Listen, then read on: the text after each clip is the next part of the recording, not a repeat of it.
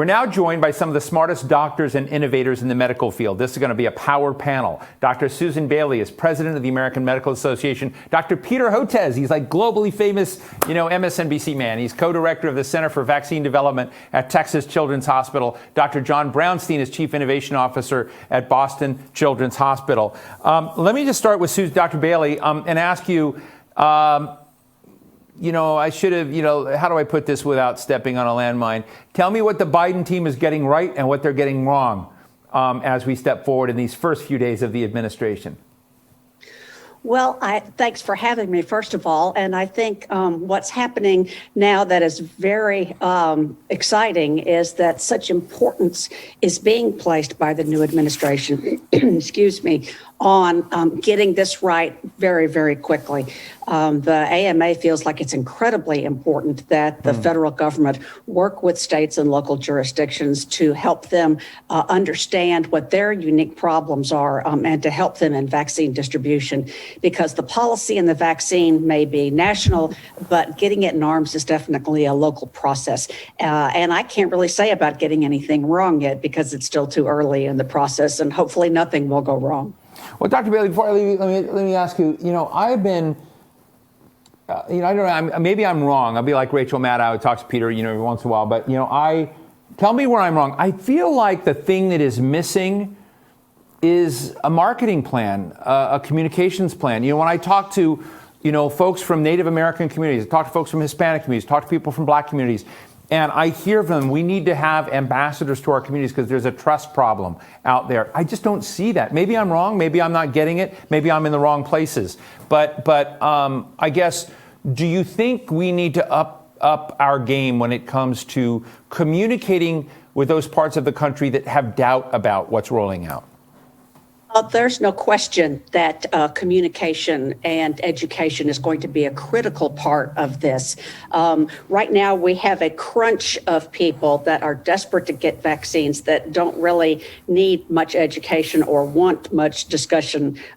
They want to get the vaccines now, but that's not going to last forever. And we need to be working now with all parties involved, and the Ad Council is coordinating a huge coalition of folks doing just that to make sure that those that are going to need convincing, communities of color who have been very distrustful of vaccines in the past, and other Native American, other communities and just vaccine hesitancy in general, which was a problem before the pandemic, but certainly has reached a fever pitch.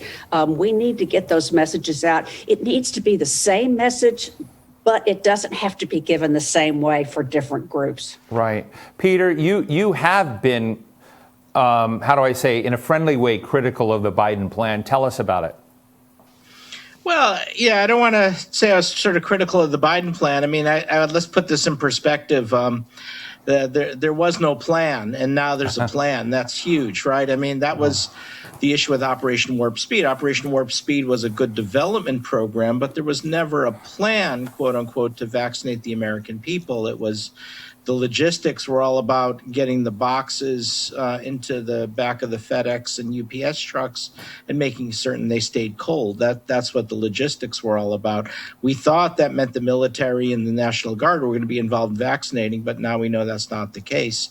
So you have to give a lot of credit to the Biden administration for putting a plan in place very quickly to vaccinate the American people, number one. The other flaw with Operation Warp Speed, as Dr. Bailey points out, there was no communication plan. The communication was left to the pharma CEOs who were not strong communicators and communicated by press releases, which, let's face it, are not meant for you or for me. They're meant for the shareholders. And that did not go well with all the inside stock trading and the leak calls to JP Morgan investors. That created a mess because it created not so much a mess, it created a vacuum, and the vacuum was filled by a very aggressive anti-vaccine lobby that dominates the internet. So, Team Biden is, working day and night to try to fix all of those things, and they've only been in office for about a week, and you have to give them a lot of credit what they've done so far.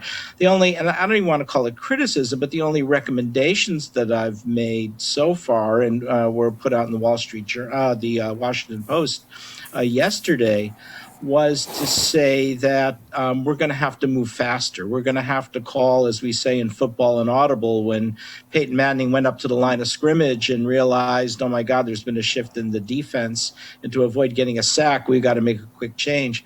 We're about to get sacked, and we're about to get sacked by the new variants that are starting to dominate and outcompete the others. So the Centers for Disease Control now realizes that the new UK variant could be dominant in the U.S. by March. We've got the Brazil variant, the South African variant, and it's not so much that the vaccines won't work. They still will, maybe not perfectly as well, but well enough. The issue is, right now, we've got about a 25 to 30% decrease in the amount of new transmission going on in the U.S. That's going to end as these variants, which are more transmissible, really ramp up, and the deaths will mount up. And so the recommendation is, unfortunately, this is life in the big city. We've got to now get the whole 3/4 of the U.S. population to stop virus transmission immunized by the late spring, early summer. We cannot wait till later in the summer and fall for more Moderna and Pfizer vaccines. We're going to have to figure out how to do this now. And in my Washington Post piece, I made some recommendations, which includes not focusing exclusively on the mRNA vaccines. We're going to need that AstraZeneca Oxford vaccine up now. And it's we think it's going to be authorized for release by the European medicine agencies on Friday. And what I'd like to do is the FDA to look at that European data and see if we can release that now. It's a vaccine that may not work as well in older people, but if we bought already 300 million doses, let's vaccinate the 20 to 50-year-olds now.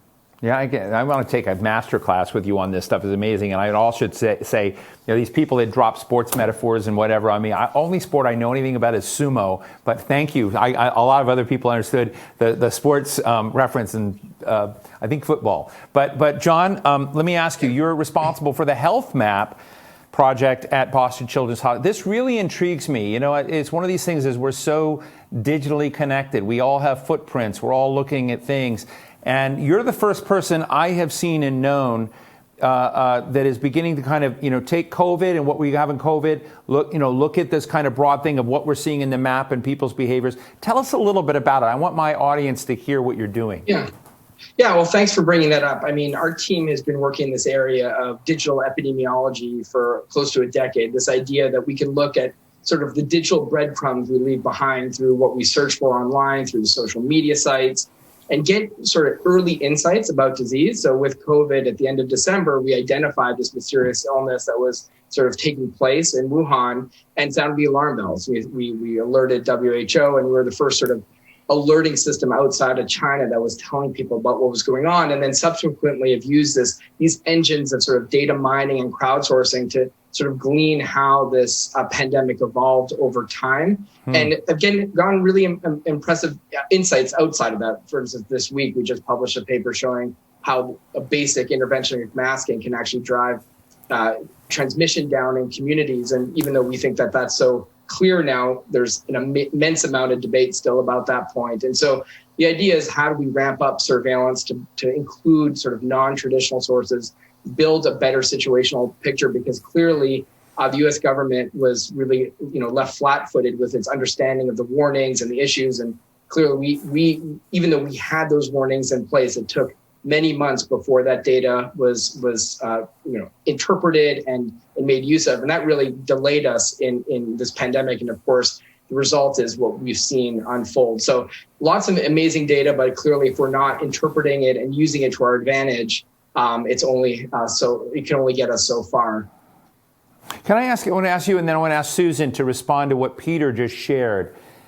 I mean, Peter may not have seen it as a criticism. He says it's a piece of advice, which I get. He sees a problem if we don't get more of the country vaccinated and not passing this on by spring, beginning of summer, that if we wait till longer, to go back to your map and looking at digital health, we're going to have a whole new wave of digital footprints about other things. I want to ask Susan the same thing. She's got such a broad, huge network of people on the front line of health. I worry about, do they have everything they need in this? And, how does she think about what Peter just described, frankly, gave me chills, because it just makes me say we got to take this more seriously than we're taking, because we've already have a beleaguered healthcare system in the AMA, right? So, John, what you mean? Your quick thoughts and reaction to Peter, and I'll ask Susan the same thing.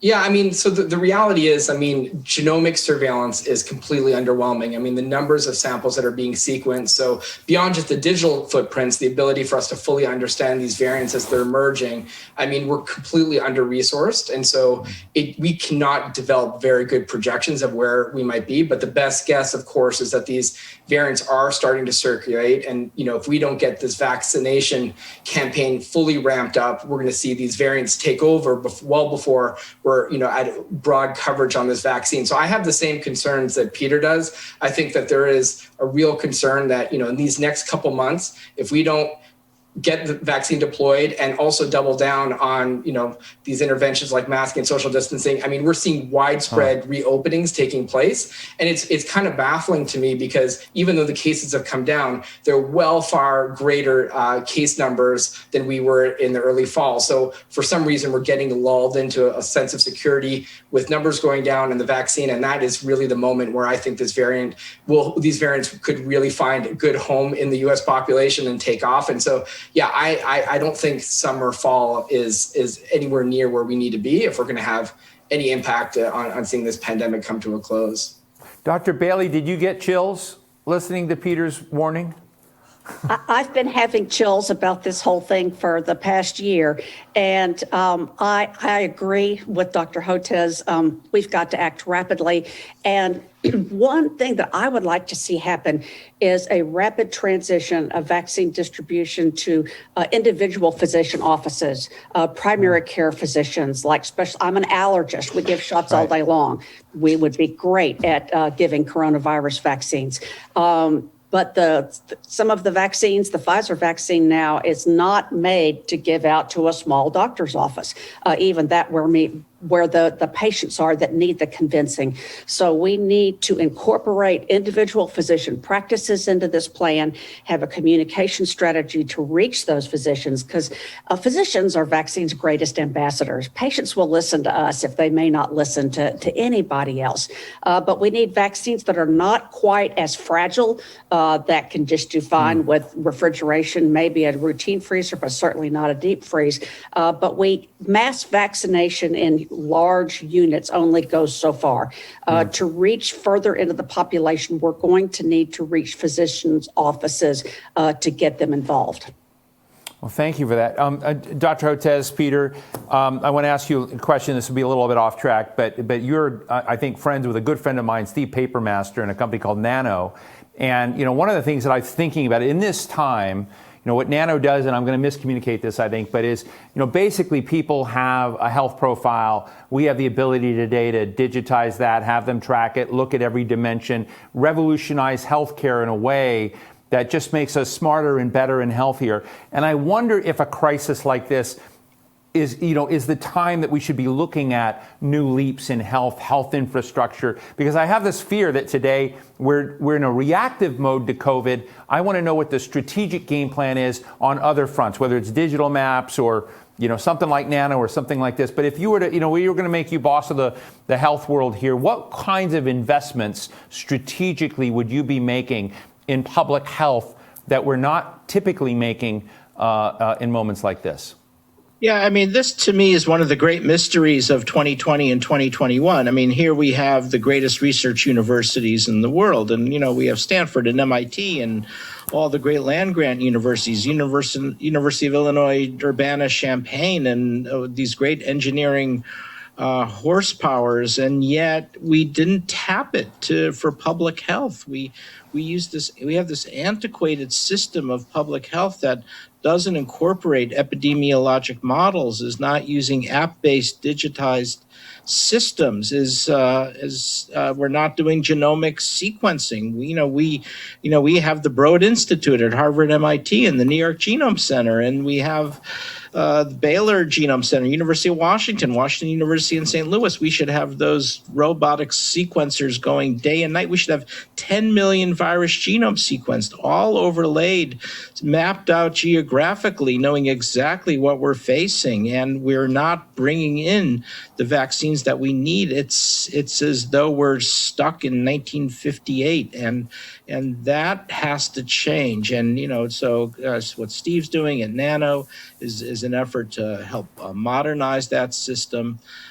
We know we've come up small every time in our public health response. We missed the entry of this virus coming in from Europe. It circulated in New York for at least a full month before we actually picked up a case. The genomic sequencing, of course, the inability to create any kind of system for vaccinating and using app-based systems for that. We didn't do anything to stop the surge in the summer or in the southern states, in the Midwest in the fall. All of that now needs to be brought up to speed. We've got to modernize our CDC. It's not only the White House incursions. Unfortunately, there are some real failings internally across our health and human services agencies. Well, listen, these kinds of discussions about infrastructure, innovation, new ideas, we could make the whole conference about this next time. I mean, we've covered a lot of ground today, but I really love this panel. So Dr. Susan Bailey, President of the American Medical Association, I hope you'll be back. You do such important work, your entire network. Dr. John Brownstein, Chief Innovation Officer at Boston Children's Hospital and Harvard University professor. Thank you so much. The digital map, all of that, sounds so cool. And Dr. Peter Hotez, co-director of the Center for Vaccine Development, Texas Children's Hospital, and Dean of the National School of Tropical Medicine at Baylor College of Medicine. Thank you so much, Peter. It's great to see you again. Thank you all. Thank you. Thank you.